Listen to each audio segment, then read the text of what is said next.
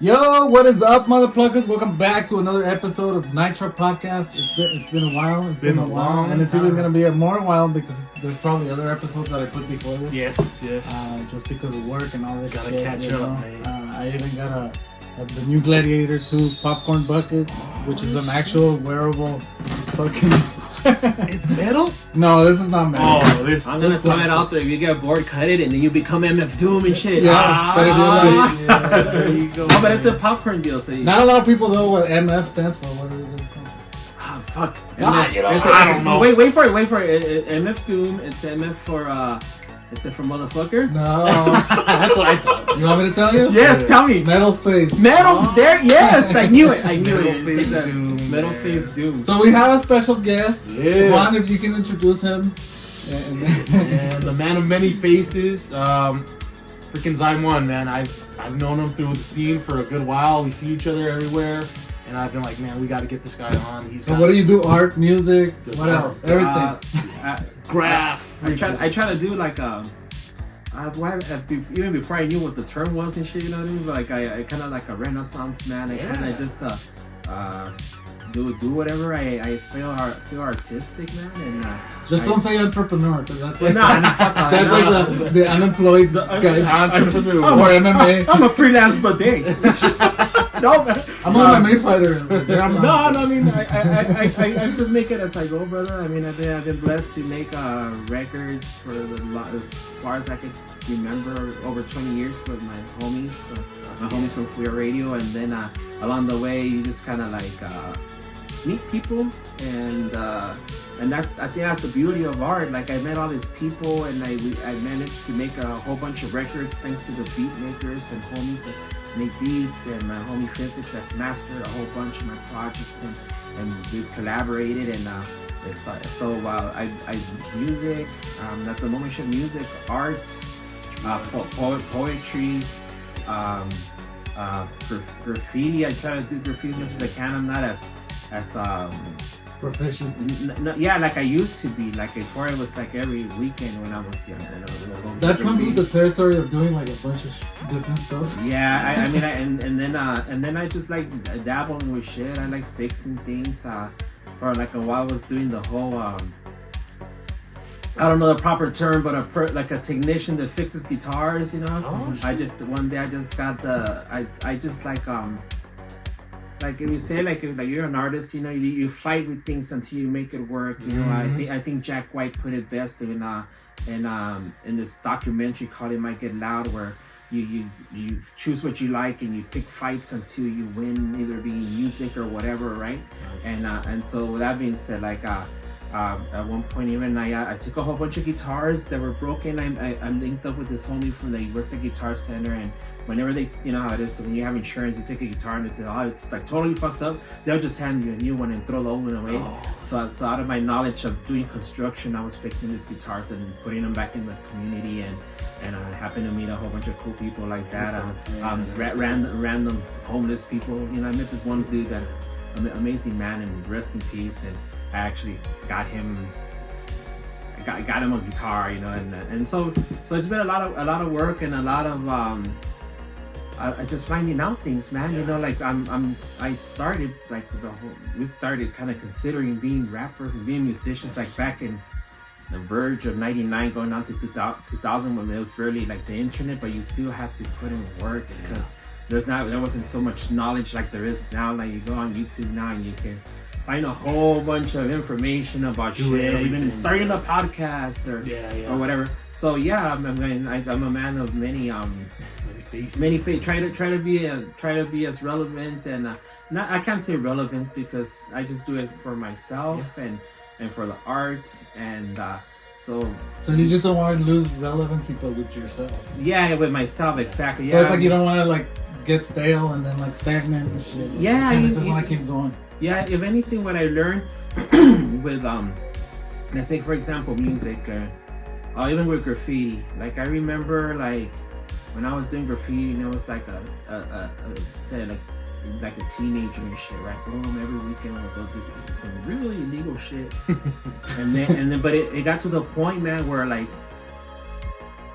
I got busted, and then I remember having this fucking stupid cop with a gun in my face and shit. I'm on the floor. He has his knee to my fucking neck, and then after I got arrested and shit, and then I got out of juvie, and then I thought to myself, well, should I continue this? Am I doing it for myself, or am I doing it? And at the time, I almost felt like I was doing it just to prove a point to somebody else.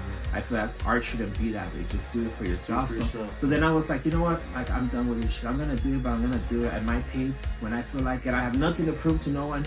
And since then, it's worked out. So that was graffiti, and then like music. I remember like when I was like maybe 22 years old or so. And like just like anybody else, the limelight, and I want to do this, and I want to become this person, and I want to be this underground hip hop sensation. And at the end of the day, like it causes a lot of stress when you're constantly following, trying to be relevant, trying to become famous and emailing, and it got to the point where I was like, once again, am I doing this for myself, or am I doing this for the fame? So let me just cut in like really fast here, because like this is reminding me, like, you know how my brain works.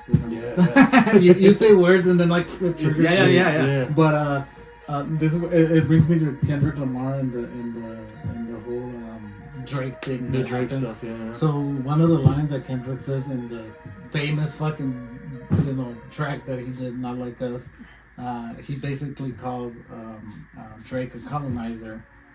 Because I didn't understand why he was calling it until I heard it like explained, and it was like, well, it's because Drake, he said when he turned into a pop star instead of a hip hop artist or a rap artist, he turned into a pop star, and he said like, yeah, I didn't even have to cross over, like I just did it, and I'm amazing and shit.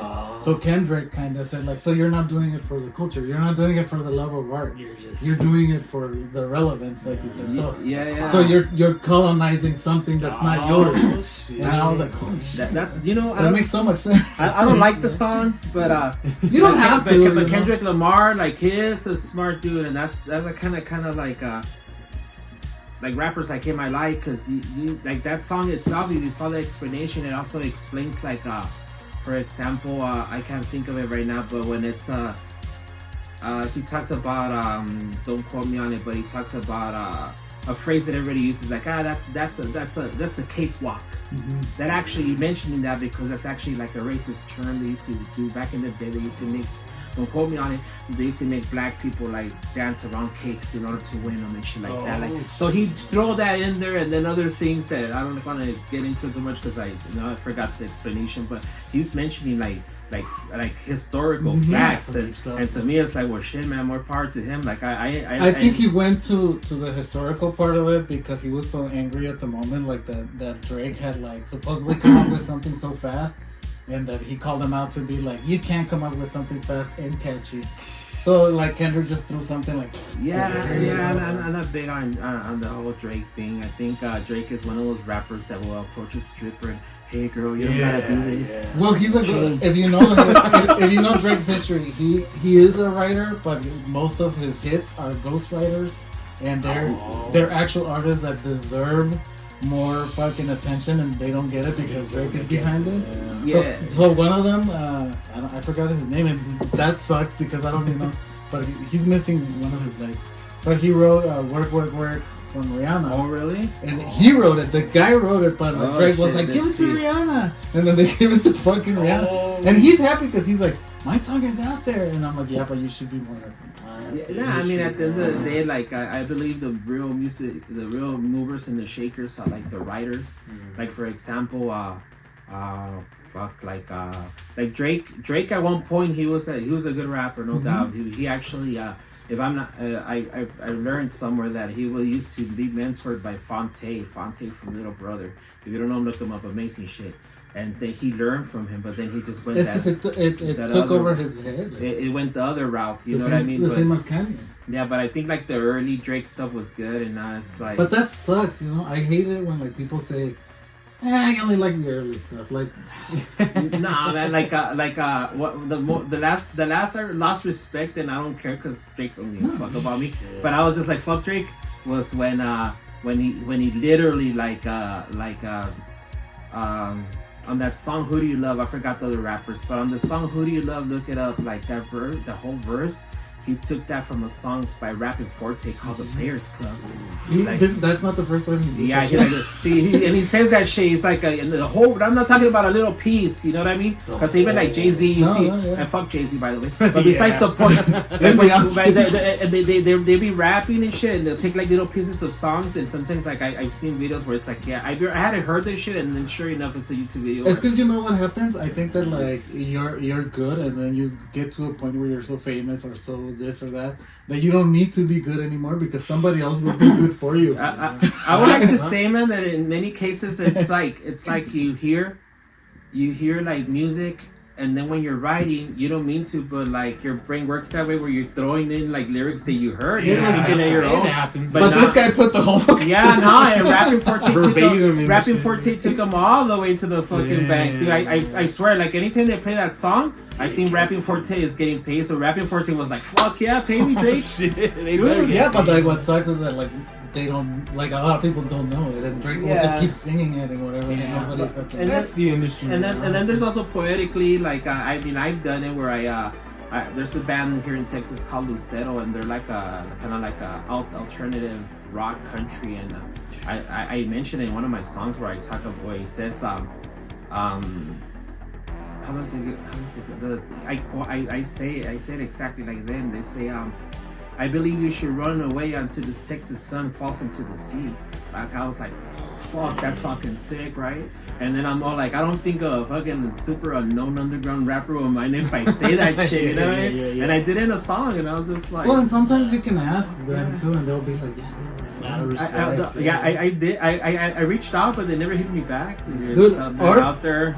You should know. There it is. Art is a collaborative medium. Not only because like I know like you make your things by yourself, but you have your influence. Oh yeah. So that came from like a backstory of like a bunch of influence. So it's collaborative in the sense that you're kind of like grabbing the stuff that you learned from the. Also, you mentioned Jack White. He's like one of the people that like musically that I'm like, dude, I don't like all his music, but I love the shit that like he does because because of him I learned to I don't know how to read notes. I don't know how to play chords in the piano. I don't know how to do any of this shit, dude. But I know you can't see it here. Well, I have my guitar right here. Okay, I have a guitar, but I have like 5 or 6 different synths. I don't know how to fucking play them. That's fucking sick, though. But I grab them, I play with them, and I make music with it. Yeah. And I've always told people, because they're like, dude, I'm not good at this, I'm not good at that. And I was like, dude, there's people that are not good at playing guitar, that play guitar. Oh, yeah. And they fucking make their own songs, they make their own fucking chords, and they make their own sounds. And that's how I learned to, like, make music by myself. Because I was like, dude, I'm tired of waiting for other people to, like, be ready to play with me. I'm like, nah, I'm gonna do it myself. I think Jack White is very inspiring and shit. Just for, like, for example, I mentioned that documentary also features like Jimmy Page, and I forgot the dude from U2 and shit, and a good documentary. But the Jack White part, what I like the most is that feels like you said, the things that he does, like that feels like chilling, and he's like at his farm and shit, and then he just puts like he puts like a board, and then he just 2 sockets, and then he like just puts a big old like a wire. And then he just connects it to his amp and shit, and he fucking like... It's the same as Sinius. He does shit like that too. He'll grab samples out of like... Well, if you just go like this, that's a fucking sample. And I actually have a sampler because I want to learn how to do this shit. But I haven't learned. I'm like, But I fucking love that kind of shit. Another band that like I barely got into, and I'm like, dude, you're from El Paso, what the fuck? But it's at the drive-in. And it was only because I read a book called Sellouts, and it's a book where they were talking about. By me reading, I can't read because I'm blind. I'm actually blind. So like I'm not like completely blind, but I'm legally blind. Legally blind. Okay. So I can't read, but I listened to the audiobook of the Sellout. So it's just stories about bands, how they were before, and then when they sold out, because nobody really sells out, I don't think. But just when they sold out, so when they signed to a major label. I think the whole thing term about selling now, man, like when I first started, it was like, oh man, like we can't sell that fucking straight underground, dog. Well, that's what happened with At the Drive-In. So at the Drive-In, once they did that shit, they signed the record, and then they realized that that's not what they wanted because like they were becoming so huge.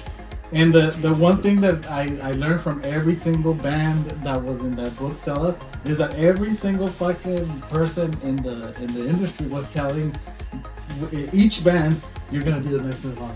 You're gonna be the next Nirvana. They would like try to buy him with that. Yeah, that's crazy. So At the Drive-In kind of like lost that shit. But when I heard their music broken down, I was like, what the fuck? Like that's fucking. I thought to me it just sounded like post-hardcore, which I was like already listening to.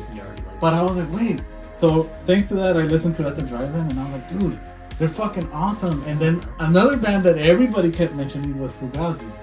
Okay, yeah. That was a Cedric band, right? I'm gonna go to Fugazi. Well, no, that was wasn't that Cedric? They were from Seattle. Okay. Ian McKay, he's the main guy. But I went back to Fugazi, and then I listened to Fugazi, and they sound like At the Drive-In, except from like the early '90s. And I'm like, so that's where At the Drive-In kind of got their sound, and they just put the Latin stuff to it. But I was like, dude, like it's fucking amazing how like people just get together and make music their own music. Because we've always thought, I'm gonna make a band and it's gonna be a punk band. Like that's not the way to go. Nah, you know, like for example, like the Mars Volta At the Drive-In, like. And there was like a moment I went on a binge. That's all I would hear, the fucking Mars Volta, and then Omar had a whole There's bunch a new of documentary, dude. I heard of it. Yeah, there's all kinds of like inspirational shit, and I was like, you know what? I want to do like hip hop, but kind of like progressive hip hop if I can, because sometimes, like for example, like when we make music, like say we only have like 2 verses, you fucking chop the fucking beat, and it's like. And you think about it, like you're chopping up somebody else's work by doing that, like the homie's beat. So say for example, the beat is like fucking like 4 minutes and you only wrapped up about half of it. I mean, we're at the point where, at least for me and on the next record, where you just let it go and let the fucking beat play. Like I recently released a track. I'm all like promotional for the homies. I released a track called Pansazo's Pizza because I love that spot. And you hear the track, like we didn't cut in that, and because I only had like 2 verses. I mean, I could only rap about pizza so much, you know. Yeah. Even though I love the place, you know what I mean. And then my friend Metronics was like. It's like, well, I got a verse and he freaking just killed it with the scratching, and big ups to him. And you saying we let the whole beat ride by my homie Colson P promo, but you see what I mean. So in other words, I've learned not to do that anymore. And I mean, even if you rap 1 verse, 2 verse, or you got another homie, but just there will be no more chopping of beats because it's supposed to be like a cohesive. It's and gotta be, it has to write. But if anything, going back to the Drive-In, one thing that I also took from them is because for example with hip hop, it's always been where it's braggadocio and I'm gonna fuck yeah, and I'm this, and I look at me, I'm fucking dope. And at least for me, and I can speak with my colleagues like Metaphysics, like it's about it's about having fun. So what I learned from At the Drive-In is like Cedric's out there and he's swinging the shit out of this microphone and getting crazy, jumping on speakers. So then I'm all like, well, fuck, why can't I do that? You know what I mean? Why can't we? So like in the middle of the show, we'll joke around, I'll dance and shit. I'll do like the craziest cholo dance and shit. Well, that's the entertainment. And sometimes people go for that, man, because I've been to flavor, it. I won't mention the group because they don't deserve that much, you know, because we kind of had issues. That's besides the point. I mean, everybody. But there was a certain rap group, man, that they were always like, every fucking show was always like that. They were like and so be it, everybody has their genre, and this is where like a super like a hip hop hardcore, like horrorcore, and they're always like, I'm gonna chop your head off and give it to your mother, and you know what I mean. And then they had a DJ that would scratch like a fucking Halloween. I guess the only record he had like like a witch. Man, we be waiting outside for our turn, and you can just hear like the crowd. we're not just that, but it sounded like a damn haunted house. and one time, man, I guess the crowd had enough, and this is a long time ago because it's like Zeppelins and shit. You remember Zeppelins before they became lowbrow? And where they were chilling, and we did I don't know why we ended up always for a while ended up doing shows with these dudes, and this fool gets a microphone. He's like, "Yo, what's up, people? He's oh, whatever. Oh, yeah, yeah, yeah. He starts going on a big old rant. Get up here, fucking hip hop. The girls are all scared. Shit. Dude, too. Like, what the fuck? You know? Let's get up there before he beats us up, you know? And everybody's all scared. And then it's like, all right, yo, I'm tired of talking. Some girl's like, we're tired of listening. Oh shit, man. Sample that. I mean, let's begin this shit. Just stop. it's like a fucking gimmick. I mean, it's if it's good, gimmicky though, shit. if it's good, it's good. I like gimmicks in the sense that that's what gets the attention first of like the whoever's gonna like see you because they're like curious, like who's that? Who is it? Yeah. What's that? So when I used to play with Epitaph Romance, I was the only guy wearing a mask because I'm the fucking drummer, and they used to like paint themselves and shit, and I was like, well, I'm not gonna fucking paint myself because I gotta, set up my drums. Sweating and shit. And, like I need to do it, so it's better like, oh, we're ready, and then I just put on the mask. Listo. So I started wearing the mask, and I started kind of becoming the more popular fucking because nobody knew who I was. So everybody was like, who the fuck is that guy? Because I would just get off stage. Mystery. And then I would just be chilling with my beer like next to people, and they'd be talking about me, but they wouldn't know it was me. And I was like, dude, like MF Doom, and that's a good. That's going back to that. I remember reading an article where MF Doom did that, not because he also there's a reason behind the mask, but one of the reasons too was he, like literally, everybody and their moms waiting for fucking MF Doom, and he's just chilling at a bar having a beer, and nobody knows who the fuck he is until he puts on the mask, which is fucking like. Well, I wasn't famous or anything. Some superhero shit. No, but I bet you people were noticing you. Yeah, I would be hearing right? people being like, "Who's Robert, dude?" And like, remember the big ups to the homies, man. Metatron, you remember Metatron? No. Metatron, they did a dope ass legendary show with Art Lewis. Rest in peace to Art Lewis.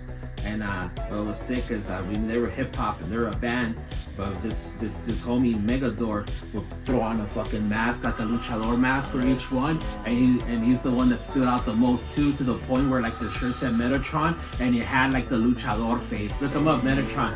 Is it local? Or yeah, local yeah. They have a dope song called I call it. They say Nevermore, but they say groupie hoe. It goes something like she's just a groupie hoe, but I don't see her anymore. I feel like we're fucking talking about a lot of people that are dead, but like Rick Marty from he was a DJ. Oh, dude, I don't know who is, but rest in peace. Rest in peace. But he interviewed us a couple times in Las Cruces and here for the Romance. And I always went in with the mask on because we were there as the band, so I wore my mask. And every single time he'd be like, dude, tell me who you are. And I was like, I'm not gonna fucking tell you, dude. And he's like, come on. And I would like go to the car with the mask on still, and I would leave and I'd be like, please. But one day in the interview, he's like, dude, just tell me who you are. And I'm like, look, let me tell you something. I'm gonna take my mask off. And then you're gonna see it, and then you're gonna say, who the fuck are you? You're still not gonna know. So isn't it better that you're just keeping that fucking mystery?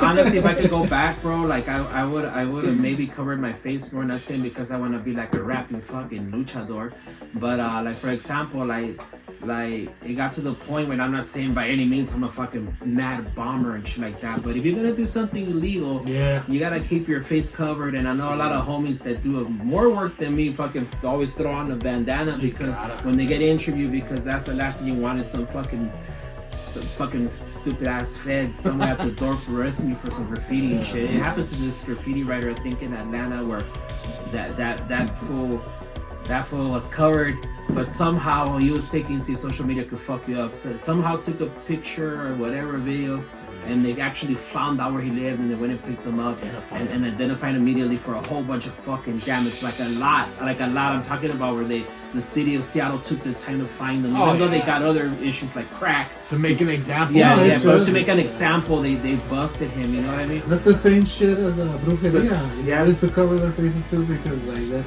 And rest in peace, another good shit.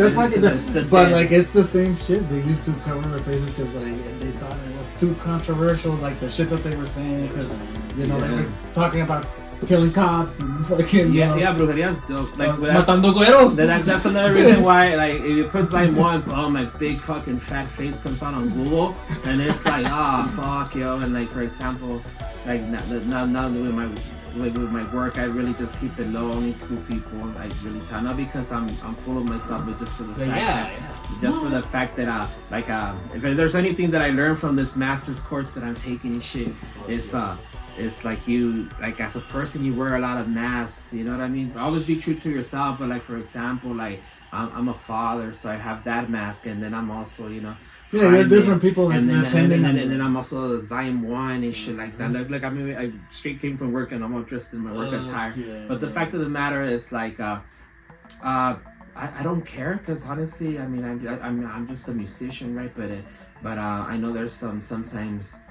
There's some songs that could be like, wow, you see fucking like going saying like, fuck yeah, drug yourself, you know what I mean? Yeah, and it's crazy, dude, because it's like a double-edged sword and shit, because because you're just doing something that you love and you're not trying to mix it up with anything else with work and stuff like that. And sometimes people have lost their job because of something they happen to be doing like outside of work and shit like that. So yeah, it's crazy how social media works and shit like that. Well, that's why a lot of people create out. I mean, I have my alter ego, which is the creep. The creep that uses the mask or whenever I do music or whatever, it's the creep.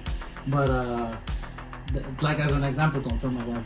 I told you guys, but like she probably don't even look at the. No, she doesn't. She doesn't. Mine either. Mine probably won't. But she told me herself one time. She's like, it's because you, like Christian, makes love to me, but the creep, he fucks it. Oh shit! But that, I mean, and it's not like really, because I didn't really put the mask on. Yeah. It's more of like her telling me kind of like you're more confident when you have the mask on.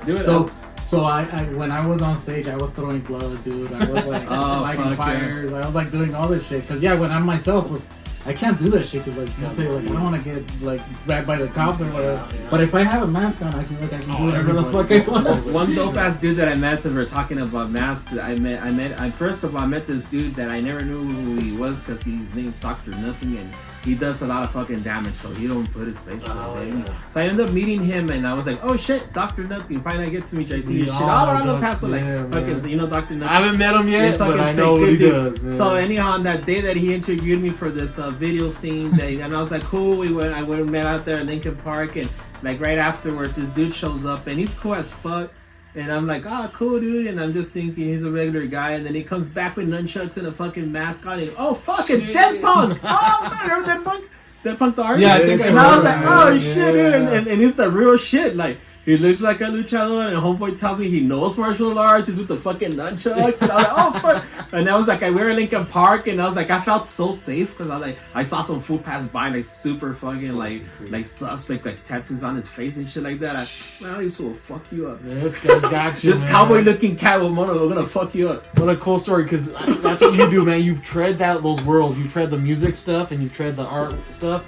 You've met Dr. Nothing, you know, Dead Punk and shit. It's like, what is it about El Paso that like freaking has this like underground and we're all kind of connected?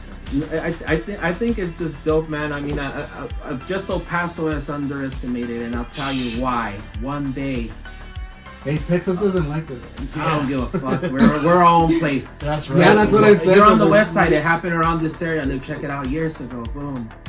We're doing construction, sweaty as fuck. Because a lot of people tell me too, like, maybe we should be New Mexico. And I'm like, no, New Mexicans hate us too.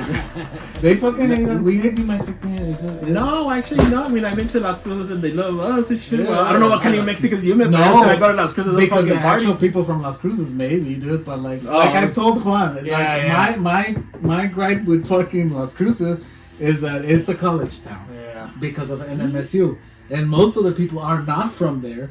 So they're fucking hateful over us because they don't have a lot of the stuff that we have. Yeah. But they're not even from New Mexico. They're not New Mexico. I guess they're not New Mexico. They're just there for college. They're there for college, so they're like a lot of güeros and they think that they're like the coolest shit ever. Yeah. And so they see you or they see your band and they're like, we'll get to Las Cruces, what I think of Las Cruces. But the story goes, okay, we're here on the west side, we're working construction and shit. My homie had told me, yo, man, you ever heard of Ministry? I'm like, a church? What the fuck, right?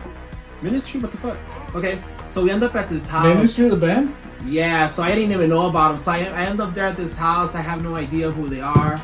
I mean, I don't know who the idea of that dude Al Jurgensen is at the time. My homie's like, they're the real shit, dog. I'm serious, because my homie had already, when they had the studio Rest down in here. peace, another guy. Nah, he hasn't died. I don't know. No, not him, but from Ministry. Oh, the bassist, right? Yeah, shit, right? All these dead people.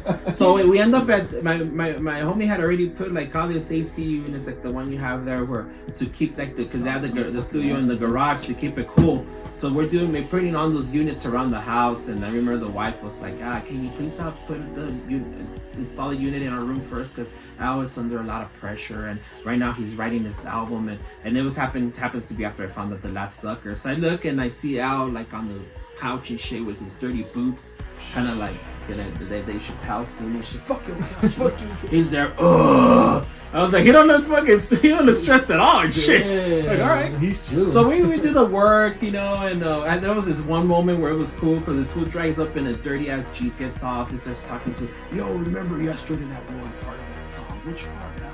The one that goes da da da da da. Well, I want you to do do do do do do. And this was like, I got you. Bong, he runs into the fucking and he just rocks it out and bong, noisy as fuck.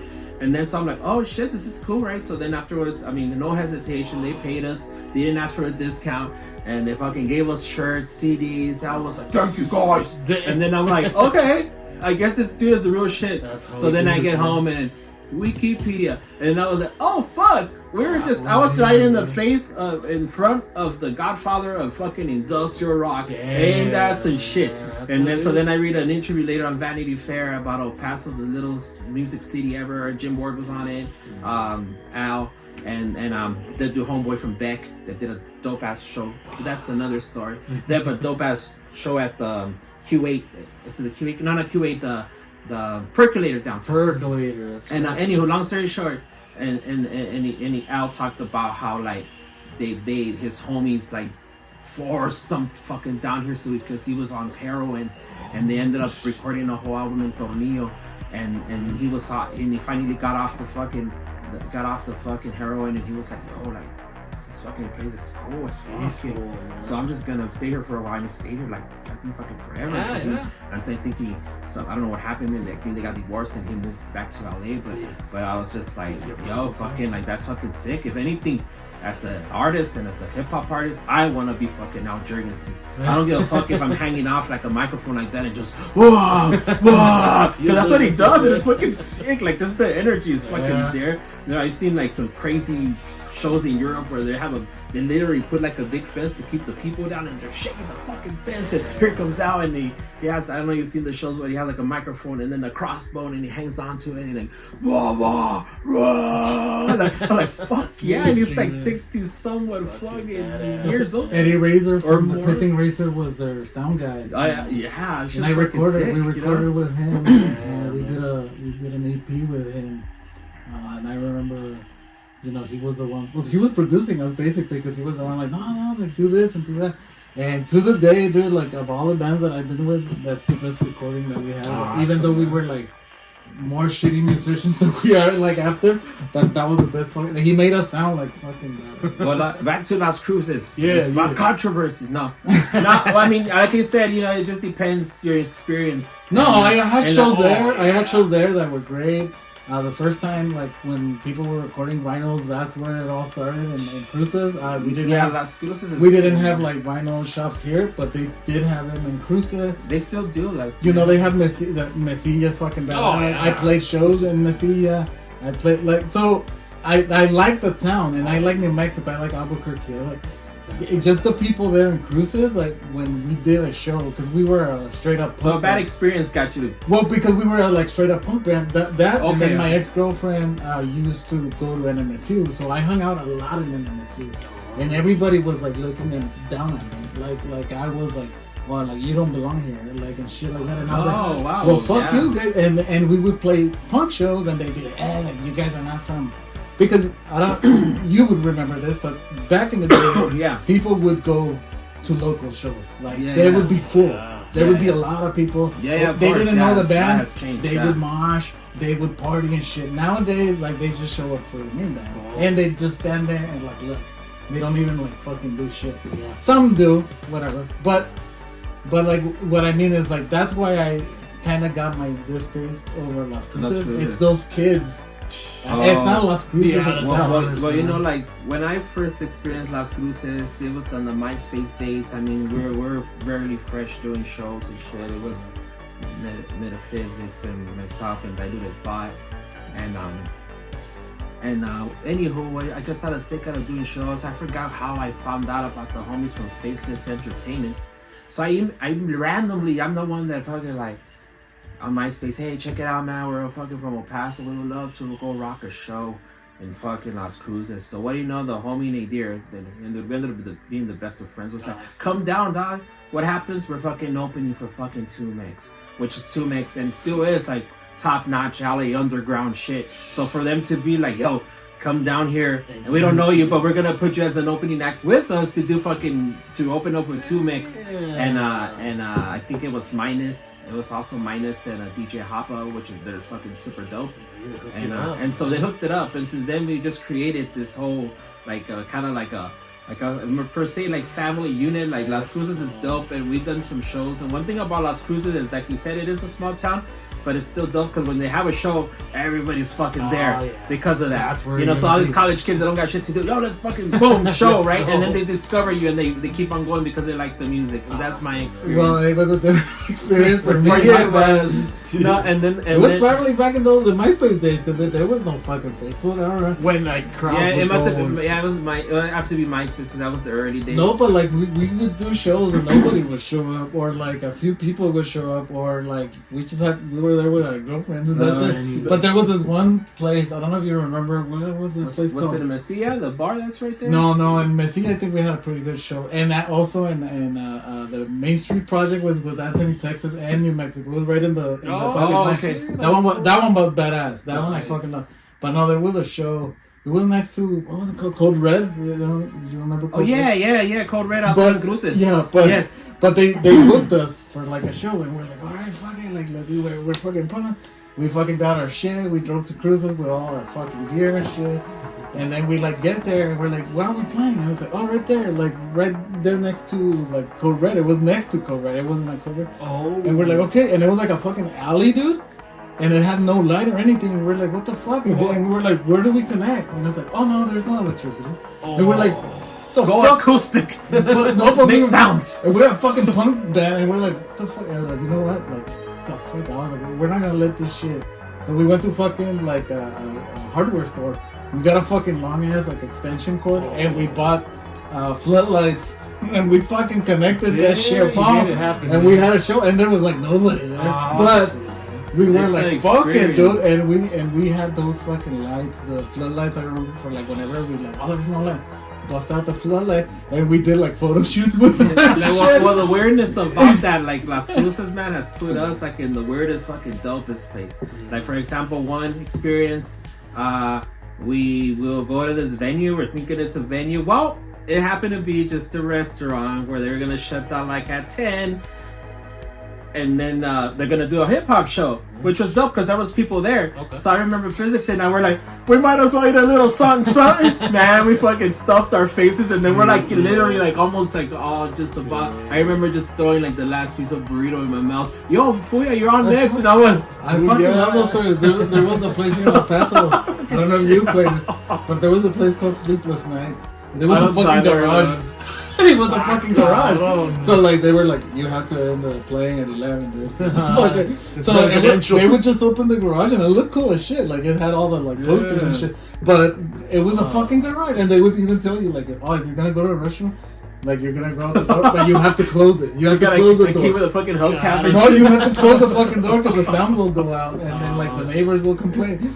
But like, I love those fucking stories of like all the shit. Another place in Las Cruces, and then there's two more. Another place was this place called. We went on the road with Faceless, and we did like 10, 11 days throughout New Mexico. Dope ass time. Faceless, man. And so we anywho, yeah, it was a band called Innovation Style that was fronted by Metaphysics, and then I was, of course, on my own. But it was dope. Long story short, around the road, we played at this fucking place called the Yum Bunny, and we walk in, and what's even more creepier was they had like all this like they were plastic, but they were like fucking bunny heads on, like just everything was kind of bunny orientated, so it was creepy. You turn around, there's a lamp with a bunny on it. There's bunny heads hanging off the fucking off the fucking ceiling. Everything was like yeah, super fucking weird. And then I mean, there's more, and then the icing on the cake. One of the last shows that I did out there, we're supposed to. I remember they changed venues because some coffee shop they had to shut down. Whatever. We ended up rocking a show downtown Las Cruces in this fucking like super dated downstairs first floor of this bank. You walk in there and imagine like basically being like in Scarface's fucking home and shit, and fucking glass mirror chandelier and shit. Columns and yeah, shit, and it's weird and like, oh fuck. Damn. And to think you're rapping like where somebody probably lost their fucking mortgage and shit, and, you know what I mean? That energy. You know what I mean? But it was dope, and then they like another thing about Las Cruces, they brought in some pretty fucking dope acts. Like I seen I seen some pretty good shows there, man. A lot of underground artists that so somehow they don't end up in El Paso, but they not end anymore up in Las though. Cruces. Yeah. Like right now, It's been, I haven't heard anything. It's been a while. Because they're not even doing Pan Am Center anymore. Like, oh really? Yeah, I mean it's still there, but it's a lot of them. It's strictly for university use now. So they don't do any shows there. So like. That's why we're not getting a lot of the bigger acts because they used go to step Pan on Am, man. Not anymore. Not anymore. Las Cruces wanted just university centric shit. So no more WWE shows, no more nothing, dude. So that fucking sucks. So kind of Cruises is like kind of like, I'm not gonna say dying because I know that people are still there. Like, I know they're like not giving up. But that was a big. But like and like right now the venues here in El Paso too are like very minimal. That's aside from like how it used to be compared how it used to be. There used to be a fucking venue like every week to a new one. Because you would be like, we're going to the fucking whatever, and they'd be like, oh shit, and then a week later it'd be closed. You know what? You gotta the people underestimate a lot of El Paso. Like for example, this is a good story to share, but like I wanna say almost 10 years ago when Chamanas, remember Chamanas?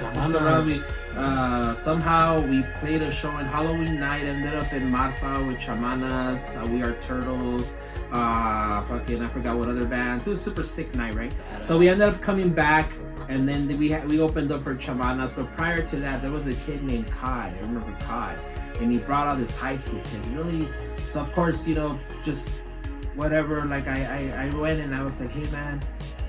Hey dog, nice to meet you. I'm Zyme One for your radio. Like it's gonna be dope sharing the stage with you. A really cool dude was kind of like real soft spoken. He was all like, hey man, thanks. And he played the guitar, did great.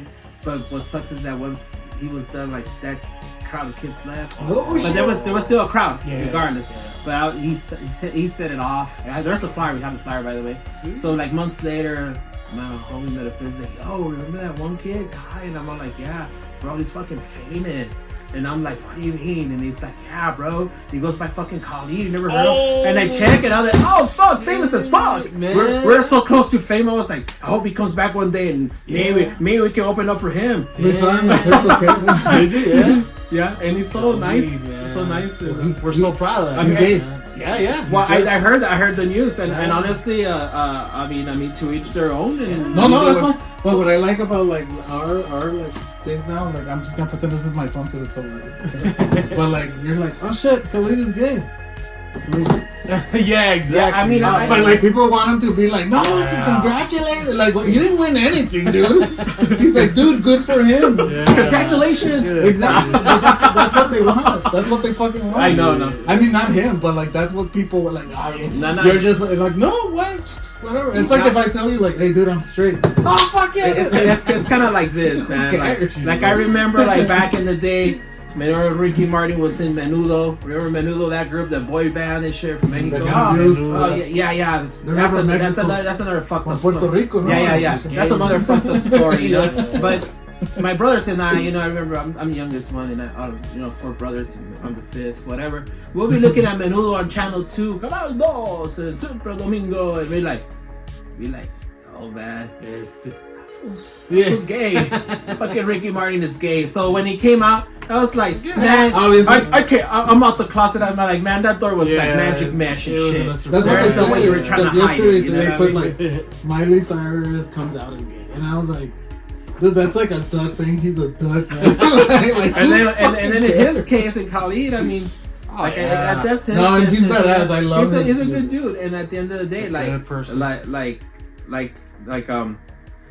I don't like that. I mean, it was kind of obvious, you know, like he was all dressed up real flamboyant and pink and shit like that, and do your thing and shit. I mean, Yes, fuck yeah. that. I mean, there's some dope ass. I mean, he's dope too. I mean, I personally, and I'm not hating. No, But the only yeah. song that caught my attention and shit was Location. The yeah. fucking beat Oh, was hard, yeah. and the whole video, and the him cruising. His I did a fucking drum cover of American Teen on my fucking drums. That video where he's like over there fucking over there about the No, south that's- side, yeah. like rolling in that fucking that first classic album car. is like really El Paso centric. Yeah. That's just dope. So much love to him because I know that's. But I don't like that, like when they have a fucking, you know, there's a show and then all the people leave with it. I don't like that, dude. Because back in the day, we were having our CD release party for our second record with Epitaph Romance. Yeah. So we invited like a couple of bands to be part of the celebration with us to open for us, and then, you know, at the end, but it was us and all this shit. And yeah, like the first band played, and then Bash the band was. Oh, fuck that guy. Well, wait. Yeah, Let okay. me say the story. Okay, yeah. So Bash continue. the band was like the band right before us, and I already hated this guy because like they were nepo babies. Was he like that coming as her? No, but they were basically nepo looked babies. like- they were rich as shit. Yeah, he They had looked a like the shit type ton of. So they fucking they and it's fucking packed like it was the House of Rock over there in Viscount. Not the House of Rock and Roll. That was the horror bar. Yeah, That's yeah. a different. But it was full, and we were like, fuck yeah, we have a crowd and shit. They play, dude, and then they finish up, and then everybody's like, one more song. And we're like, alright, well, fuck it. Like, if they want to do one more song, so they play 3 more fucking songs. fuck. And they're the fucking opening band. Damn. So they fucking they're like, oh yeah, thank you guys. They leave, all the crowd leaves. And we only have like our family Yeah, and shit, which is yeah. about like 20, 30 people. We still played, but we were like, dude. And then after that, we were like, you know what? We're not fucking inviting Bash to that. And then he gets fucking accused of all this shit. He goes to jail and shit, and all that. Fuck yeah, bitch. I actually, when I found out that shit, man, it, you know, being like Sebastian. like a father, I'm a fuck that guy. I even made a meme that somebody else stole, but nothing is sacred on the Dude, internet. when Rick Morningstar died, they released a video, and they just like, because they had recorded a video and Rick wasn't in the video, but they just made sure to show Rick a They lot. cut him. So they kind of just used his death They tried as like a fun, and I was like, dude, that's fucked up. They're done, right? He didn't go to jail or anything?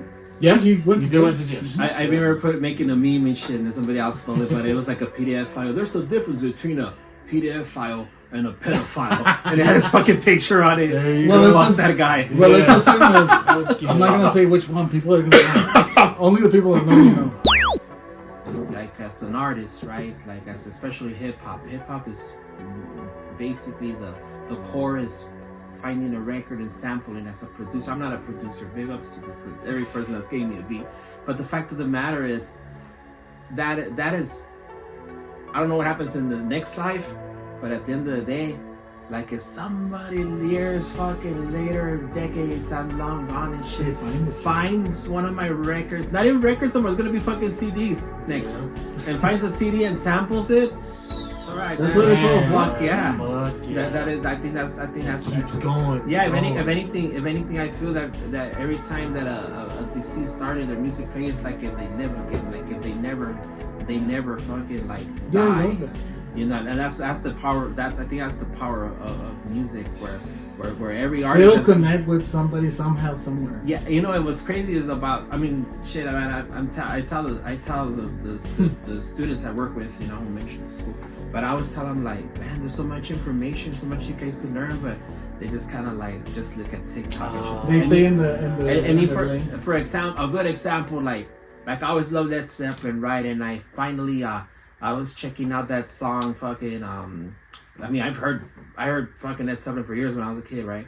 Since a kid, but that song, All of My Love, like the other day I sat down and actually like read the lyrics, and I'm like, wow, this shit is fucking timeless. So that's a lot of shit that happens with me, that I like listen to Fucking something and timeless, you know? I've known this, But then like I kind of do more research, or I like really listen to it, and I'm like, Yeah. what the fuck? And I'm not downing on Juice WRLD, but I'm not saying all this music that's out there in the radio is bad, because I mean I've heard some pop songs that are dope. Oh no, but you need to listen to not just what they put on the radio. But some of the songs that are missing that they're not timeless no more, and it's sad because at the end of the day, it could be an artist that's in a good place, but once they get this fucking record deal and they handed out all this money, then they are controlled, and then they're just kind of it becomes like a conveyor belt of bullshit music. Juice WRLD, you know what I mean? recorded supposedly over 1,000 songs Before. Yeah, so before he died. That's a lot of work. Shit. He has a lot of shit. So an album just came out like 2 weeks ago, I think. It just came out of him. Yeah. I've never, and supposedly like the reviews of the people that like actually followed him were like, it's not that good, dude. To me, it was a fucking great album. Like I love that fucking album, but I had never like really listened to Juice WRLD. So I'm like, dude, if I love this, I'll probably love even more, and they'll probably keep putting out like his work because he recorded so much shit. And I understand like your stance, but like to me, so hip hop is like kind of like new to me. Yeah, I know all the old shit and stuff, but even look, because I know you're saying like, oh, these kids are on TikTok or whatever. I'm on TikTok a lot, dude. I fucking found some artists that I've never heard in my life. Oh yeah, that is so that is a part one of that I want to recommend you, dude. It's two guys, and they sound, dude, exactly like the fucking Beastie Boys. But it's called Jay Valens, and I forgot the other guy. But if you just look for Jay Valens and somebody else, and something, I forgot his name. But, dude, they sound 80s as shit. Like that fucking hip hop from back in the days. It's full circle. I was gonna say but it's that, they're fucking bad and they're fun. They're fucking talking, and they're talking shit about each other, like saying that like we're fucking ugly, but we're still gonna party and shit. Why gotta check this guys out? No man, you gotta check them out. And I don't down on them. It is what it is. You know? And art is subjective. And it's kind of like even like with graffiti, right? Like you can't be a fucking gatekeeper because, for example, these new graph hits that are coming out. No. My time was different from them. Like, for example, we're using Krylons, fucking bought at Walmart, having to fight this fucking high pressure spray cans to make it happen, right? Now they sell spray cans for graffiti. Yeah. And then at the same time, it's like, yeah, it's easier. The skill still has to be there. Yeah. Because, you can have the dopest fucking paint, but if you suck, you just fucking suck. Well, another example is that I made the soundtrack for my little short movie, and I did it all with the guitar.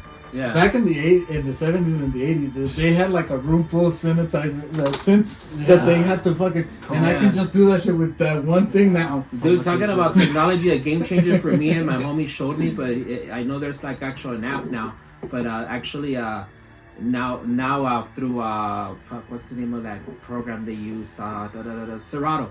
Serato now has like a thing where like you could just take off the music and just use the. Take off the music and you can just play the vocals. Yeah, but I have it like at my. I bought a DJ because I was learning how to DJ because of my daughter's quinceañera. I ended up not being the DJ, but it's so easy now. Dude, now you press a button and it removes. And the game changer to me is dope because we're going back to sampling. Like for the longest time, fucking what's the name of the song? Kashmir Led Zeppelin. He says, "Fucking, I'm a traveler of both space and time to get where I have been. I want to sample that shit, but the lyrics are not out there. But now you just a click of the button, you can just use the fucking vocals and boom, there's chorus. Beautiful, man. On your phone, yeah, you can get this app called Moses, and it's like $6 a month. But you upload the song and you can remove whatever you want. So you can remove the bass. So I use it for the drums. So I don't like playing the drums with other drums. So I put shit on Moses and then I remove the drum, and you can do it like live there. So you don't have to like kind of like export it and shit. You can just straight from your phone. That's fucking dope, man. It's called Moses, and it's so easy now. You just like, or even if you just want to lower it, like, I still want the drums. I just want to be a little lower. You can like lower it now. Like I got a good example was like I released a song called this song in 1995, but it's a song. Well, basically, this is the story behind it. Back in the day, '95, when the Temples of Boom came out of Cypress Hill, they had that dope song called "The Throw Your Set in the Air." It was fucking popular as fuck, Throw your set in the air and wave it around, and you just don't care, right? And this is the back in the day, and I happened to be And that I don't know how we ended up. We're from the Northeast, my homeboy, and I don't know how we ended up in this fucking party in San Juan and shit. Like wrong neighborhood. We don't know nobody there, but we got invited. We're fucking there. And then there was a G, and we showed him respect and real cool. He was like, yeah, you're welcome to your guest for respect and shit. Fucking crazy OG dog. So we're there chilling, man. And I remember seeing this one girl, and she's fucking dope, and she's smiling, and I'm like, fuck yeah, I'm gonna go talk to her. So I remember like kind of creeping up to the kitchen, you know, and I was making small talk with her. So I'm grabbing a plate of nachos and shit. But then when fucking that stupid song came out, the DJ played that stupid song, throw your set in there. So some, gang signs started waving around. So this fucking dude took it as an offense. So he fucking was packing. He broke out that fucking Glock and just fucking. I was so fucking scared. When I talked to homegirl, she just fucking left all scared, crying and shit. So that goes back to the power of music. So I wrote a song about that, and at that time I wanted this song in 1995, make Patos Brother Gang signs, right? And I'm talking about that song, Throw Your Set in the Air by Cypress Hill, and it's a song about that song. And then so anywho, prior to that, that song was powerful. I remember that happened situation, and then one time I happened to be in fucking Juarez, and whatever. And then that song comes out, and then throw your set in the air, wave it around, and just don't care. Oh, fucking bottles start flying, gang signs and shit. Some fool was throwing gang signs at me. I just kind of did this, Paso Mamon, and then I turned around, he just fucking hit me with a tecate, like because back in the day there was a club named Exo, and I was at the top, and this would just threw the bottle and shit, and it like going clunk. Oh, it kind of fucked me up, And because of that stupid song, so only do they know. I don't know if Cypress Hill knows, and as I made the song, do they know that fucking song, how powerful it was? I think probably do. And they had beef too, because they had beef with Ice Cube, because apparently going back to that, you gotta be careful, man, shouldn't have said anything, but they shared the song with Ice Cube, being a friend, like, yo, check this out, check out this song, it's called Throw Your Set in the Air. And Ice Cube was kind of like, yo, sell me the fucking song. And I was like, so it was kind of like, nah, dog, this is our shit, man. What does Ice Cube do? He ran around and he released it on the Fight It soundtrack. That one that goes, oh yeah, throw your neighborhood in the air, like if you don't care. And they fucking cause beef. And then they dissed them on and they dissed them on the Temples of Boom album. You see what I mean? But it goes back to that. Like you see how it all goes. All mixes up. Sometimes it's not gonna share fucking, Well, it's because art is a part of reality too. So you're putting all that shit out there, and like it's somehow somewhere connected to how you like where you're living. Yeah, and even here locally, like I've done I made some ideas, and I just won't get so much into it, but I had ideas and I've done them. I mean, I thought it was unique, and that's cool. And then you got other artists kind of copying you and shit like that. And then it's like, well, it's alright, do it. I don't give a fuck, because at the end of the day, in my heart, I know who the fuck did that first, homie. And if you don't want to give no credit, it is okay. It is totally fucking fine. Do your thing. Get your money, dog. You're a real artist. Especially when it comes to like merchandise, shit like that. You know what I mean? Even doing like such thing as and I even, it's not original. It's just original to locally, but is it original idea? No. Like for example, selling what is it called? I forgot the term, but when you tell people to pay for something prior to getting it, like a pre-order. You do the pre-order thing. I got the pre-order thing. I got that idea from like let me see who I saw do pre-orders. A whole bunch of artists have done it, but one specific one is Tumix. So big ups to the homie Tumix. We got a track together, and I've done the pre-order thing here, and all of a sudden, other artists are doing the pre-order thing, and it's kind of like, we all knew who did it first. But it's okay, man, because at the end of the day, it's all music. I'm not here to beef. I'm already fucking if anything, I'm just happy to be around and still be doing my thing. I mean, we should be kind of complimented that they took the... Yeah, they can take it as a compliment, and even there's been concepts too, to be honest. And but at the end of the day, like I'm 46. If anything, what I've learned about art and shit like that is like you're gonna take art as you want. I really dislike these other artists, even here locally. They'll get on Facebook and preach about, if you want to make it in this music business, you gotta go on tour, you gotta do this, you gotta do this, you gotta pay here, you gotta pay for recording stuff. No. At the end of the day, as an artist, you take it as you want. You take art as you want. And as for example, for me, I don't mind fucking recording at my house. I don't care much for a studio. I'm happy just like being in my living room and hanging out, playing with my daughter, running through the room, recording a track. Sure. And you know what I mean? Fucking dogs barking in the background. I don't care what technology. You can take that all off. Yeah. And but then there's just, oh, you gotta go on tour. No, you don't. Like us as a crew, we managed to go on tour that time with Faceless. And there's been other times where nowadays you don't have to. yeah, we gone to Albuquerque numerous times, done shows like that, and a good example about the power of just networking. Big ups to MC Homeless. One day out of the sweat of our balls, so I hit up him. I'm messaging people that I know, because we've done a lot of shows with people, and MC Homeless came through, and he's like, well, I ended up linking up with one dude that had like a show at this. Like a pool party kind of deal, we only had like about 20 minutes or something. So we played it smart, and what we did, okay, on the first round of Physics and Night, we shared a set as for your radio, correct? And then we did that pool party. We ended up in Austin, South by Southwest weekend, with these unofficial shows. And we're playing with a whole bunch of kids that are running around the pool. Even the dad came out, and I was like, hey, stop running around the pool, you're gonna crack your head. Then we went to the second show at MC Homeless's house, and that show was dope as fuck. And because I was with Physics, we decided at that show just to go separate. So for example, I performed first, and Physics did my ad-libs, and then we shared a song, like a four minute set, like a 20-minute set, 4 songs. And then when Physics went on next, I did the ad-libs for him, and he rapped. So it ended up being like a whole 30 minutes, in this big old showcase. But was it dope? Fuck yeah. And it was just an experience of finally saying we did fucking South by Southwest, and we didn't get paid, and we don't give a fuck, and we did awesome, bro. We didn't even fucking even break even, but it was just an experience.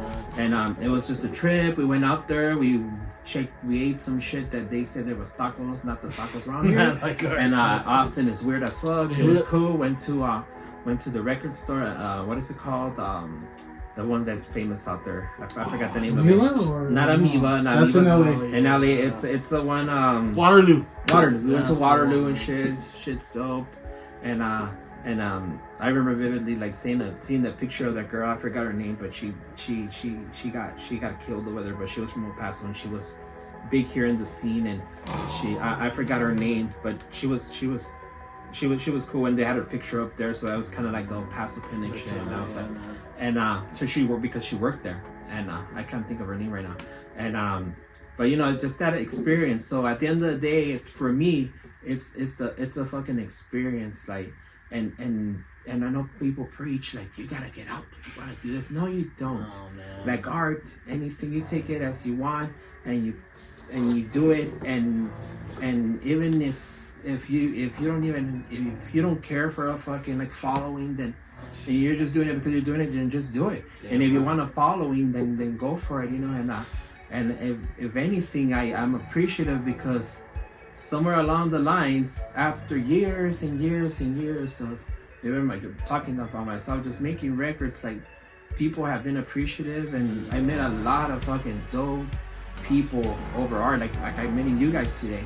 Like, it's just the experience and the people that you meet, and that's come, I guess, I don't say I'm a household name by any means, but it's just a dope experience, it is. And even now that I'm fucking 46, I look at the future, and I don't know, man, there's one thing about hip hop, like you're saying about punk music, like for example, Ozzy Osbourne, fucking Al Jurgensen, old as fuck, but they still got on stage fucking amazing, right? Oh, yeah. They're still, because it's always like a thing about youth. And with rock and heavy metal and all that shit, it's not. But with hip hop, it is. Yeah. So, like, for example, you get on stage and you're fucking 46, I'm gonna rap. It was like, get the fuck off the stage, you old man, And it shouldn't be like that. It should be around the same way where you still the passion, and you make music and you rap, and so be it. It should be on that same where it's not a youth thing anymore. You get me? And hip hop sadly is. So, like a lot of music, I just make the music, and it's really rare that any young kid that likes it. It's time to put on a mask. Maybe I think because they won't know. If anything, if I could go back in time, and instead of like, for example, in high school, fucking around and shit like that, I'm getting High school is a blur thanks to Juarez. I got you. I have some luchador masks. But you know, I'll get you a pick out of a mom. like for a while I wanted to play guitar, and I even started because thanks to like music, like at the drive-in and all this other experimentation, like I started a group with my friend Rudy Facio, because he has a background like in also like in rock music, like he's cool, so dope. And his other friend named David Celerino, and we started an acoustic band called we released that one fucking album. It's called Remarkable Nothings. And it was dope because it opened another door where we were like playing like at coffee shops and rapping about cholas and shit like that, acoustic while you played. And then we even did like something that I never thought it was gonna happen, because they don't, you know, they kind of don't. I don't know how Topic was not really embracing hip hop, but because we were like actually like playing like instruments, they let us in, and we were in like rock Hot Topic when it was cool.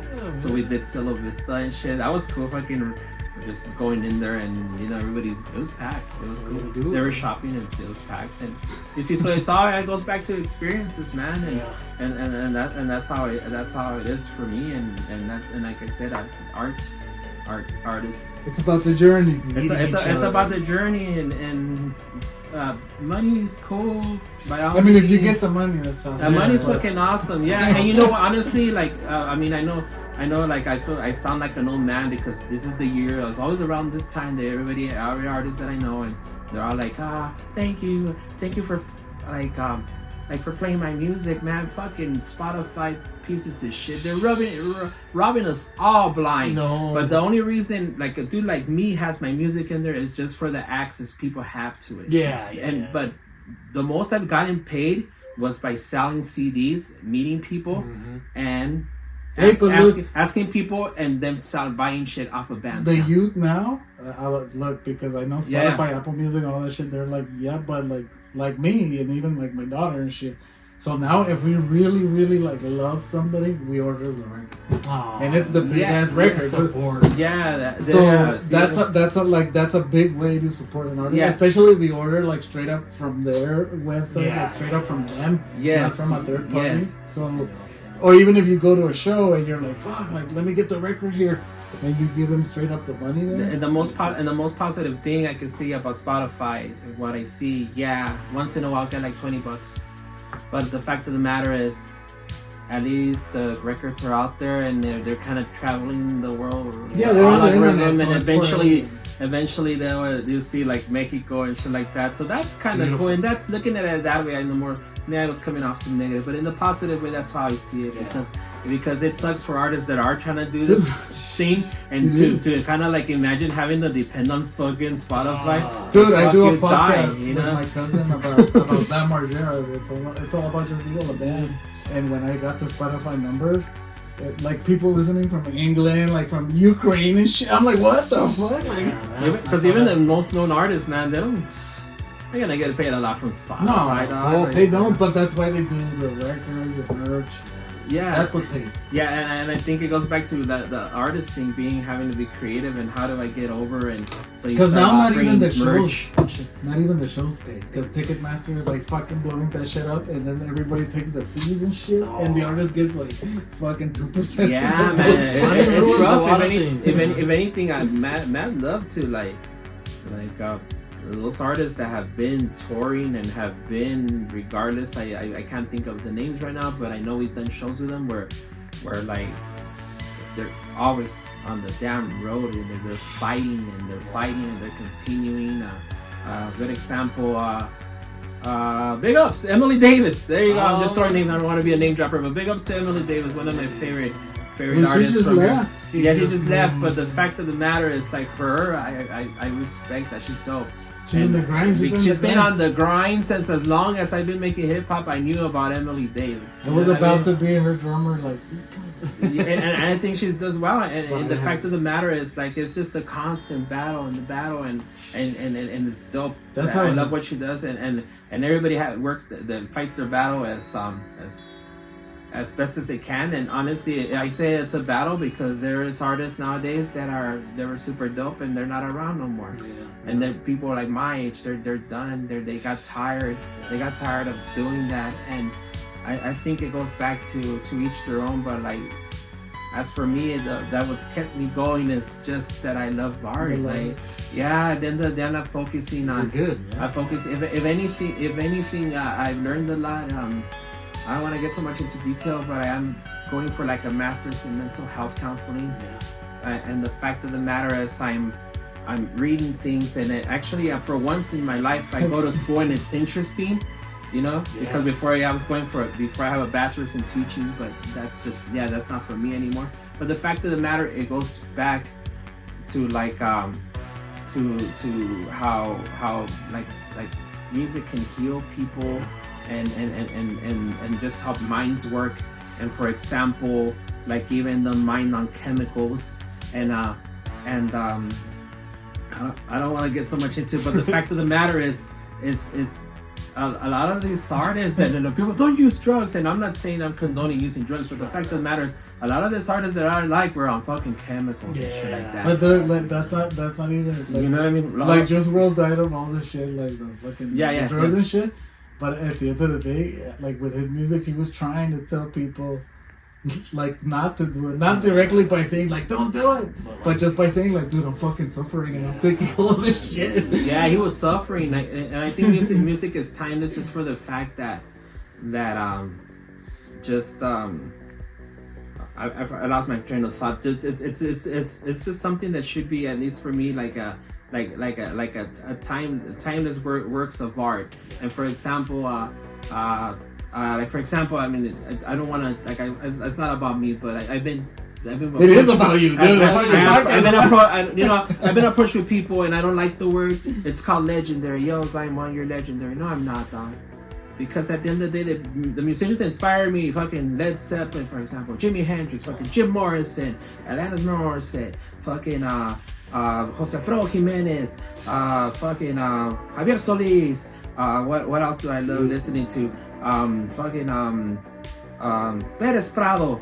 Like all these people, they make Juan Gabriel. Fuck yeah, one of my favorite like writers. The fact of the matter is, all these artists just did this shit because they love it. Never heard Jimi Hendrix say, I'm gonna do this shit because I'm gonna want to be legendary. They just become legendary because he loves it. How many times did Juan Gabriel help other artists and didn't take credit for it? Shit, man. Some songs I hear and shit, and I'm oh man, like for example, La Diferencia. There's fucking Chente just vouching it out, and it's fucking amazing. And I say, it's a Juan Gabriel song. Yeah. Just listen to Rocío Dúrcal, dude. It's not right, she wrote the Gravy Train and shit. You know what I mean? Because of fucking a lot. Yeah, and it goes back to that. Just being a writer like that feels amazing. Dude, what is it about our 40s or like men in the 40s that start reading into shit? Dude, I read a lot. Like not to mention because like. Really read lyrics. Like for example, I got example. I think we get like a little bit more focused. Scar Tissue. For years, I was singing young Kentucky girl with the push-up bra, and no, it actually says young tuck girl in a push-up bra. I thought it said young Kentucky girl in a push-up bra. No, Scar Tissue. So there's like misread lyrics that I just sang this shit, and then I'm like, oh, it doesn't say that. Yeah. Oh, so I think we started looking into. I'm barely gonna turn 40 next year in January, but I started reading so much and like learning about some shit, dude. After I read the Kathleen Hanna book, I went to my wife and I was fucking like bawling, dude. I was crying and I apologized to her because of like the shit that men do. Yeah, because she went through a lot of the shit that Kathleen went through, and I'm like, I don't want that shit to happen to my daughter. Yeah. And I think it's just the men that do this shit and it fucking sucks. But it opened, like, to me, it fucking opened, like, all this fucking things, and I was like, fuck. And I started reading more about other artists. Derek Whibley from Sum 41. I read his book. I didn't even know that he was the only one making the music, and, his band was just, like, basically a backup band. But I didn't know shit like that, so I'm like, what the fuck? He wrote Into Deep, the song Into Deep, for, what's his name? Snow. The guy that really? Okay, yeah. But it didn't work. Like he recorded and the album was gonna come out, but they got in trouble with like the cops and shit. Well, Snow did. Yeah. So they didn't release it. So like 10 years later or whatever, they recorded it for recorded some 41. But that song was for Snow. And I'm like, shit. what the fuck? Like, I remember, man, when YouTube was kind of becoming relevant and just not what it is now. Like, I remember, like, dude, in the 90s and shit, even as we didn't really have cable. So, I mean, I listened to the music all the fucking time. But, like, later, as I got access to the internet and I started finding, like, for the first time, songs that I've heard, fucking from the Red Hot Chili Peppers, like, for example, Under the Bridge, like, I remember seeing the video and be like, oh, fuck, it has a video? And seeing it after that song's been out for like 30 somewhat years, and I'm just like, oh fuck, I'm ready finding out the video. So even now, I tune in and so I'm that's how Spotify kind of does, well, platforms like Spotify kind of do help, because back in the day, we could only listen to the shit we had, or the shit that our friends had that like we borrow. Now you can I can tell you like, dude, like looking for this. or like the stuff they recommend to you at the record store. Exactly. So now it's so easy. For example, I had this example. There's this pop punk band back in the day called Rufio, and they were becoming big. They broke up after their third album or whatever. They kind of like fizzled out, whatever. And people, I have this TikTok that's called "Is This Pop Punk?" It's just like, because pop punk is so fucking divisive with people. We're like, oh, this is not. So that's why I did that page. So I just put live videos of like bands that I like, and I asked the question, is this pop punk? And people like fucking fight over it and shit. But a lot of people were like, dude, I miss Rufio. And I'm like, dude, the singer for Rufio, Scott Sellers, has like 10 albums that you guys don't even fucking know about. And it sounds exactly like Rufio. It's just him doing the whole, like, the drums and everything. And I put there in the page like, hey, Scott Sellers is still around, and his albums are on Bandcamp. And then people were like, holy shit. And now all of a sudden he's on Spotify. I'm not gonna say I help, but now his albums are on Spotify now and shit. And people are like, dude, they put on my Is This Pop Punk? They're like, thank you for fucking, I didn't know that he was still around and shit. And I'm like, dude, that's how it helps. Because how the hell would I get exposed? Would I have been able to do that without Spotify and shit? Yeah, well, you know, one thing that I kind of like, I guess in a sense, the old schoolers, like kind of like, Spotify is cool, whatever. But like the whole, for example, when you go to a record store, no, I like actually discovering shit and talking to somebody. That's how I use Spotify. Kind of stopped that, you know. No, I used to not talk to people, but I used to do like just like by a cover. Yeah. So I would grab like, oh, this cover looks badass, and I'm like, who did it? And I'd be like, okay, like, or the artwork and shit like that. You know? But you would see like who the producer or who the record label was. Fat Records, Roadrunner Records. Oh shit! I like, for example, with Slipknot. So I discovered Fear Factory's been way before Slipknot has been. But I discovered Fear Factory because Slipknot wasn't Roadrunner Records. So when I grabbed a Fear Factory and I went, Roadrunner Records, I'm gonna love this shit. So I took it. There it is. So that's how you used to discover. Talking about technology. I just remember this, but when the first MySpace came out, I had my little page with, I don't have the songs, but I recorded a song called Two Women, and we sampled Anything Box. And Anything Box happens to be a band that we used to be here like all the fucking time. So what's dope is I remember like vividly like, oh god, I'm gonna email them and send them the song, and they hope they don't come back and fucking sue me or deceased or whatever the fuck, you know. Send me not deceased. So there I am, cease and deceased. So whatever. So I hit up the Anything Box page, like, yo man, I got this song, dog, and I sampled it, and I hope it's whatever, and then the guy hits me back, it's like, ah man, cool remix, fuck yeah. Because you're putting their shit out there. And I was just like, fuck yeah, because Kiss of Love is one of my favorite tracks. Kiss of Love. That shit's dope, you know what I mean? Like, so yeah, I guess in a sense that's a good way of seeing technology, because before you couldn't even really communicate with nobody. Now it's a collaborative effort. But that's a Spotify. I think I'd be happier with it if it actually paid artists. Yeah. But I think paid artists, they'd be different. It might be coming to that, because a lot of people are like noticing like all that shit. Yeah. So like for me, for example, I left Spotify because they like did that exclusive shit with Joe Rogan, and I'm like, nah, fuck Joe Rogan. And I left Spotify. Yeah. And I mean, I know that it's like, but I still went to Apple Music or whatever. Well, yeah, I understand, but I think that like at least this generation nowadays they're a little bit standing more for what they believe in. Yeah. So like even now, this political fucking climate that we have right now and shit, like we stopped buying a lot of shit of like people supporting like political parties that like So I was like Nike and Converse. So I was like, well fuck it. I know that like, because people tell me like, it's not gonna matter, dude. You're like a little piece of the whole. I was like, yeah, but that's how it starts. Little by little, dude. We're gonna fucking take over. You start making a change. Yeah, exactly. So I'm like, nah, dude. If you don't want to do it, don't fucking do it. But me, I'm gonna fucking do it. Another thing that I promised myself from now on, dude, and I hope you fucking agree with this and shit. And it has nothing to do with art. It has to do with the feminism and stuff that I was talking about. So now I decided that if I'm gonna share on the internet specifically, if I'm gonna share a band, an artist with somebody, it's gonna be women fronted, women something. Because as men, we don't need that shit. As men, we already have enough exposure. As women, they don't. So I'm gonna push for the women, and I'm not gonna push for the men.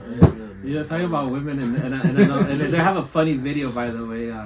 They're a super fucking underground group. They're called La Supersónicas. I don't know if you heard of them. Yeah. And La Supersónicas is shit, right? First time I heard it, they're like in a, I don't know what they're like playing, and they have a song called Vente en mi boca, papito ven pa' acá, vente en mi boca. And they're talking about, you come in my mouth and shit. And I'm like, I thought that song was hilarious. And then I actually looked them up, and you see that's where it goes back to being an old man and reading. You go back, and I start looking into them, and they're like fucking like super like a feminist band. Like they're a punk band, they're feminist, and they're actually all for women's rights, and they're revolutionary and shit. So that song was actually about, the content sounded weird, but at the same time it's like a power in themselves. They took that. I'm not gonna say like they stole it, but they took that from Bikini Kill. Yeah, Bikini Kill. There's a song called Cherry. It's not Cherry Pie. It's Cherry something. But it's Cherry something. But it says the same words just in English. Yeah. But it's exactly, and it's cool because it's getting that sentiment out there, especially for like newer generation. And it goes back to like for example, they're not. It's not they're not singing like saying, oh, this guy nutted in my mouth without my approval. She's asking him. Yeah, so it's empowering. So it goes back to like when motherfuckers be like, I remember they don't see the bigger picture, but I remember even as a kid, folks would be like, yeah, man, I fucked this girl. No, correction. She let you. Fucked you. She let you. Or motherfuckers be like, yeah, man, man, I got with her, and so did I. And I'm like, she fucked both of you. She chose you and fucked both of you left you. So you're and chances are you didn't even last that long, but you're talking all this braggadocious shit. And guess what?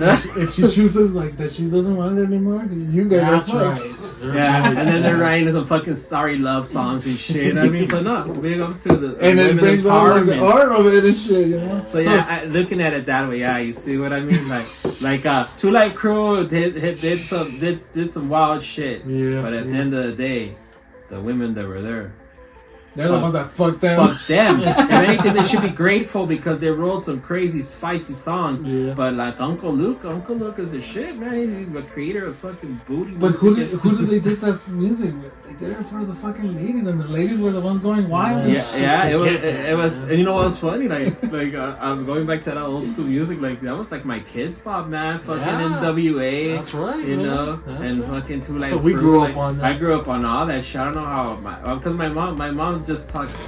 My poor mom, she just talks Spanish. You know, she doesn't really know English. So for us, it was more she know half of the shit I was hearing. But going back to feminism, I was raised by my mom, and she was raising me and my 4 brothers. But the fact of the matter, and she even asked now, like, ¿por qué te gusta mucho la música? Like, why do you like music so much? Well, because of you. Like, I remember being like 3, 4 years old, even 5. I could remember early. She'd be throwing on like Jose Alfredo Jimenez records and shit like that. And I'm hearing all this music and even like Willie Nelson and shit like that. And I'm just like, fuck, like like, oh, this dude's writing this song, and this shit's amazing. Jose Alfredo's like my shit, you know. Oh, yeah. And to this day, what makes it dope is that fool wrote some legendary shit without thinking he was gonna be a legend. He just did his thing. And man, everybody and their mom they sing their songs. Luis Miguel made a whole fucking career out of it, which I think is horrible because Luis Miguel, I think the person of Luis Miguel sucks. You know, he should have just, I don't know, done something else. But he made. I mean, he's a good singer, but he's just a cover.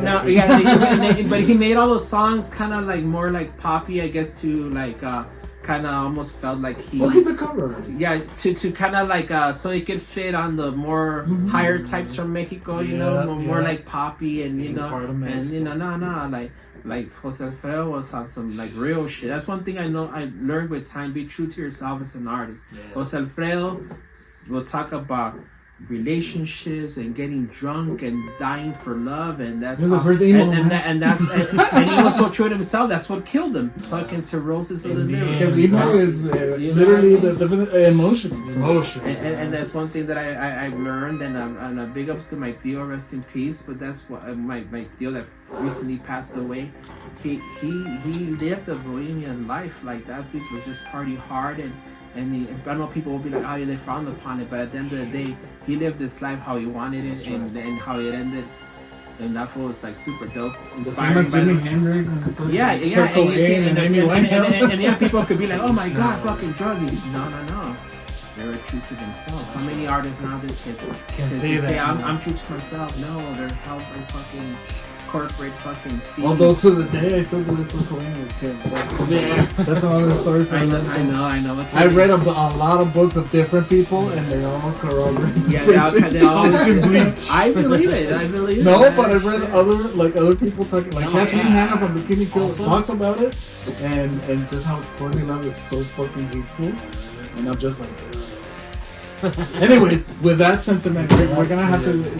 We can just go for an hour. How long has it been already? It's been a while. Conversation. No, I'm glad we had this conversation. And it's not just about me. You know what I mean? Well, it's supposed to be. That's what we love, man. No. We wanted to get to know you, man. That's the truth. Yeah, thank you. Because I mean, as an artist, I think everybody has their own worlds and how they work things and things like that. And well, that's what I like about this podcast. That I get, every time that he brings somebody, I get to learn something new about somebody else.